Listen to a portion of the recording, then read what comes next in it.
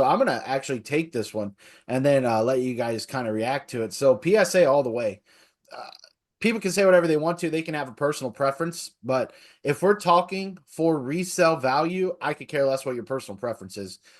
PSA all the way for resale value, and it's not even close.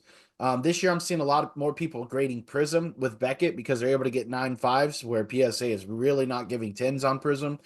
So that is still for resale value. So I get that. Typically, PSA is highest resale value for normal cards. Beckett does the best with patches, RPAs, things along that range. SGC is going to be more vintage stuff, older stuff. They have a pretty good following for those types of cards. Vintage baseball just crushes in SGC, so that's who I would recommend. And Arena, never. I just would never use them, to be honest. It just it's they're growing and maybe they make it. Same thing with CGC. I just would never use them unless you're doing TCG or Pokemon or something. But if we're talking straight sports cards, I'm just never using Arena Club, and I'm never using CGC to grade sports cards. Any reactions to that from the boys? Yeah, just with Beckett rather.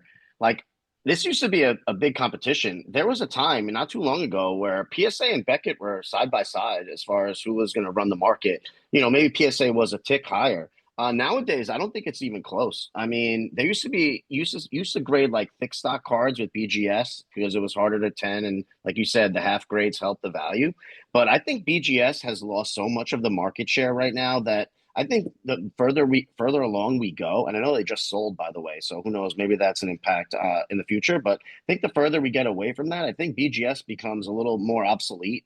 I mean, the days of Beckett being like a reputable name in the hobby are slowly declining. There are no more Beckett, price guides. The old heads like me and us, that we remember Beckett price guides, but the younger heads, they don't know what Beckett is really.